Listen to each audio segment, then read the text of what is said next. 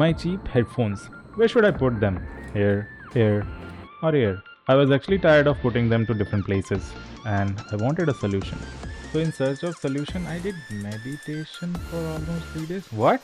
No. Who wrote this script?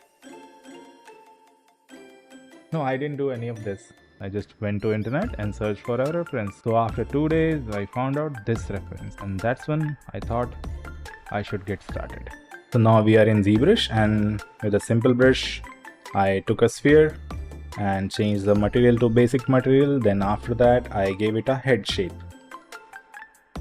Head kind of round shape. Then I added a sphere again for the ears and with the taper deformer, I tapered the top part of the sphere. Then moved it aside and again used a flatten deformer for flattening the front face of the ear.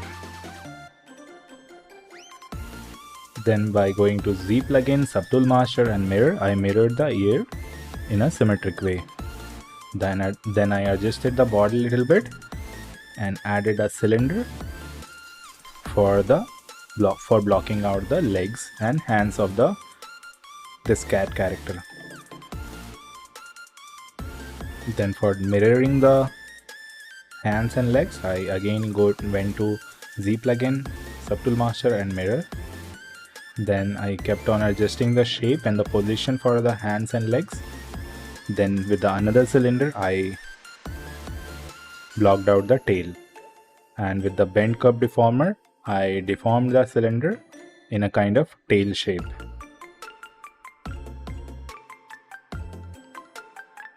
Then I did some manual adjustment with the big draw size of ZBrush. Then I added a sphere for the paws of the cat and applied a mask on the ears and made a kind of hollow shape inside the ears. Then with the Alt key on the keyboard and clay builder brush, I carved out the eye sockets and put a sphere inside the eye sockets. Then after that, I Dynamesh the head and sculpted on top of it. The little bit of details I sculpted on top of it while applying the Dynamesh again and again. This eyebrow part was kind of very prominent in my reference, so I have to work on it like for different iterations. Then I again appended a sphere for the nose. And with the move brush, I edited the shape. Little bit of clay buildup here and there to make the volumes and the forms. Then I changed the material to skin shade, and with the damp standard, I kind of made the lip shape. And with the move brush, I adjusted the overall shape. Then it was time for the paws. So first of all, I wanted the correct silhouette of the legs and toes. So I adjusted the silhouette with the clay builder brush and big draw size of move brush. I went to internet for some real cat references so that I can see how the paws are in real life, so that I can make those paws in a basic form in the sculpt.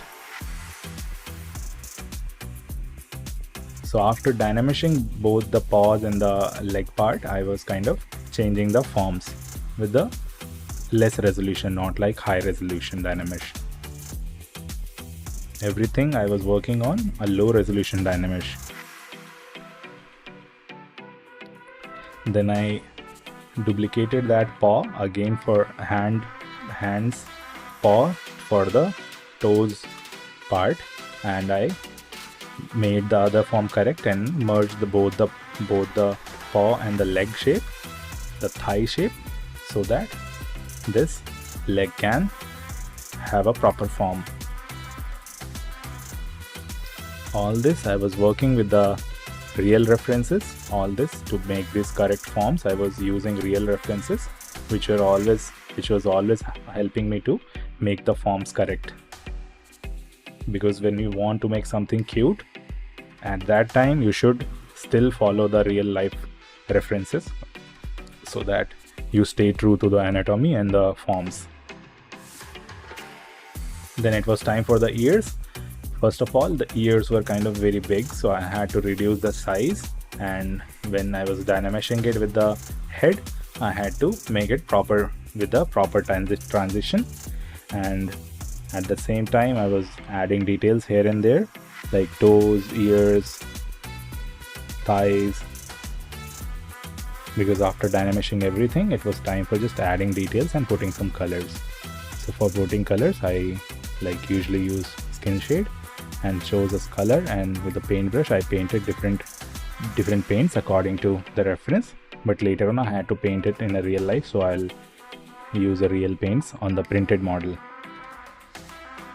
This whiskers part, I made it, but while printing I didn't printed it because it will break, like eventually it will break, so I thought let's have the cat without the whiskers in the printed model. So this is how I completed its model, and then I moved to the next stage, which was printing, 3D printing this model. Still I was visualizing it in ZBrush properly, and after changing forms and shapes a little bit, I just went for the 3D printing ahead.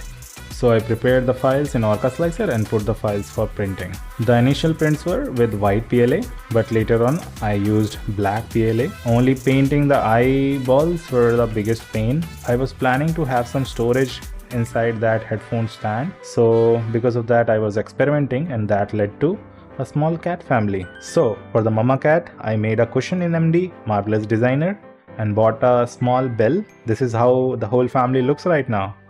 And now one of them sits on my table and taking care of my cheap headphones.